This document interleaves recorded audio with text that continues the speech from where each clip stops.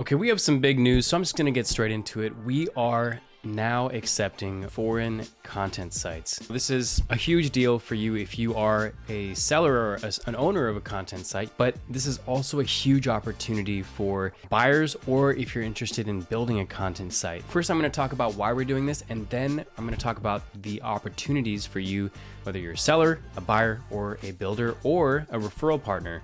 So let's get into it. One of the most common questions that we actually get at Empire Flippers is, do we sell foreign websites? And we get this question understandably most often at the vetting phase when people are trying to submit their business. And for that reason, a lot of businesses are actually rejected on our marketplace. I think it was something like over 90% of the businesses that are submitted to us are rejected. They don't meet our requirements. Now, there were otherwise very solid content sites that we could accept, but because our team consists of all native English speakers, we weren't completely sure about how to ensure that these sites were all of high quality in the sense of the normal vetting process, where we will make sure a site does not violate any terms of service or it doesn't copy any other types of websites. So we now know how to properly vet these businesses, which also means we know how to properly value these sites. And we are already accepting businesses that do sell in other parts of the world, for example, a lot of our FBA businesses, and we're finally able to do that for content sites. So as of May 2023,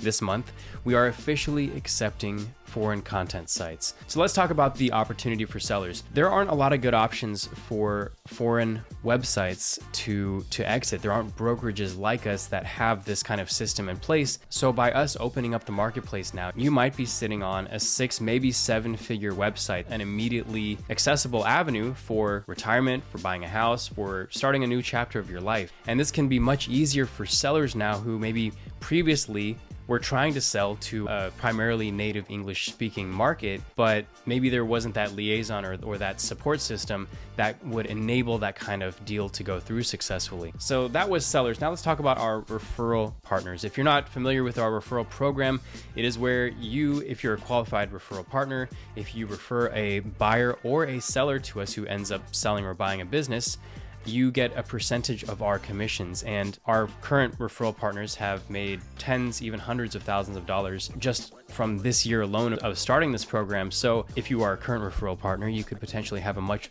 larger audience that you can reach out to. Or if you were previously interested in becoming a referral partner, but you weren't qualified at the time, you might be one of the first referral partners who could now refer your audience to us. And this is important because if you are able to be one of the first referral partners to start referring people to your audience, if they create an account through your link, there's a 2-year window for you. If they do end up buying or do end up selling a business, you're going to get that commission. Even if they end up hearing from another referral partner who comes in later on, that commission will still be attributed to you. All right, let's get into how this benefits buyers. Currently, of all of the blog posts in the world, 58.8% are in English. So this represents an opportunity now for buyers and builders to get into the 41.2% of the market, a market that is far less saturated, but it's growing. According to Internet World Stats, the use of foreign languages online since 2000 has grown massively. We have Portuguese, which has grown by over 2,000%,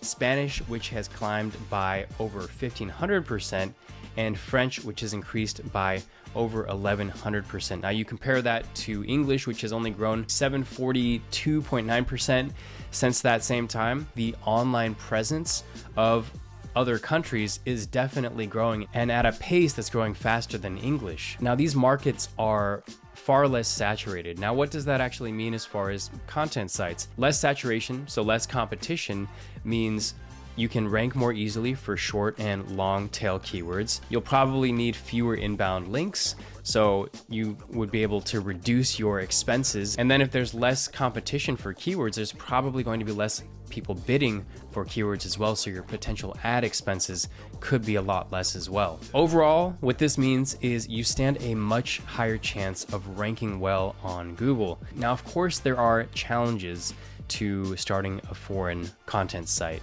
You can't just Google Translate your English blog posts into another country's language. Just think about If you've seen a blog that has been written in English, but it's clearly been written by somebody who's a non-native English speaker, it looks kind of like a scam, and you're much less likely to therefore click on things or buy things through affiliate links if you don't trust the website that you're on. So that's a big part of it. But also, depending on the translation, what sounds right in English could potentially be offending your audience. A good example of this is back then there was this translation fail by Pepsi where they created a campaign with the slogan that said, "Come alive with the Pepsi generation."